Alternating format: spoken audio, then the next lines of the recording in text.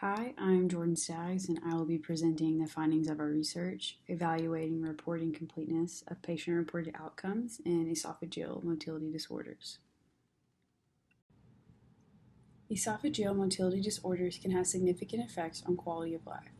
Patient-reported outcomes provide valuable insight into the patient's perspective on their treatment and are becoming increasingly used in randomized trials. Patient-reported outcomes are subjective measures used to assess quality of life from the patient's perspective with respect to their health condition. They allow for the standardization of reporting patient symptoms in a validated manner. By implementing patient-reported outcomes into clinical trial assessments, clinicians and patients are provided with valuable insight regarding treatment benefits and drawbacks. This information helps guide therapeutic, disease management, and health policy decisions from the view of the patient's perspective. As clinical trials are often used as evidence for clinical practice, patient-reported outcomes should be taken into consideration and accurately reported.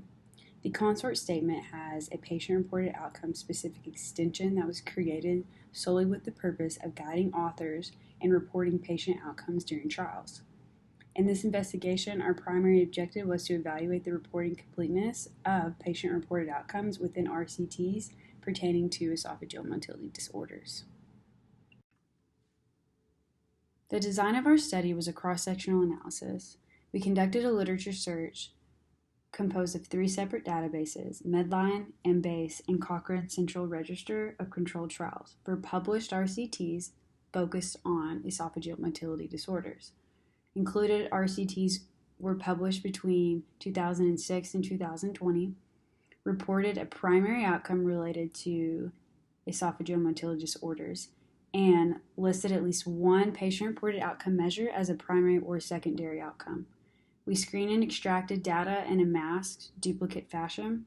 Data extraction was carried out using both the CONSORT-PRO adaptation checklist and Cochrane Collaboration Risk-of-Bias 2.0 tool. We assessed overall mean completion of the CONSORT-PRO adaptation, and a bivariate regression analysis was used to assess relationships between trial characteristics and completeness of reporting. After analyzing our sample of trials, we found that the overall mean percent completeness of the CONSORT-PRO checklist was 43.86%. Trials with a primary patient-reported outcome had a mean completeness of only 47.73%.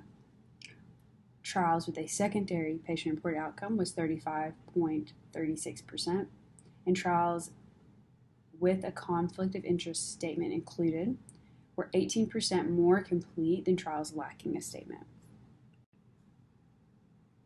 Our investigation found that patient-reported outcome reporting in randomized controlled trials focused on esophageal motility disorders was commonly incomplete. The mean completeness of reporting for all clinical trials in our sample was overall less than 50%, and there was no association between completeness of reporting and the trials published following the dissemination of the CONSORT-PRO extension development. Additionally, few RCTs in our sample provided a patient-reported outcome hypothesis, the statistical analysis for missing data, or mention how the patient-reported outcome was administered. Further, the majority neglected to state implications of patient-reported outcome results for generalizability to clinical practice. This finding may be the result of patient-reported outcomes being undervalued within clinical research.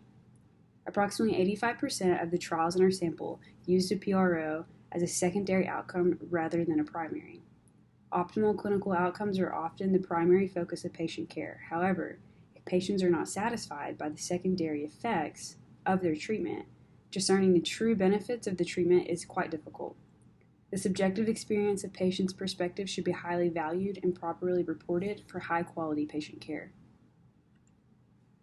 We urge researchers in the field of esophageal motility disorders to prioritize complete patient-reported outcome reporting to foster patient-centered research for future RCTs. We would like to make a special acknowledgement to Abbey Renner for her outstanding dedication and contribution to the drafting of this manuscript. We would also like to acknowledge April Schwetzhard, who assisted in the development of our search strategy into the OSU Medical Library for the procurement of relevant literature. Thank you so much for your time. I've included my email address listed. If anyone has any follow-up questions, I'd be glad to answer them. Thank you.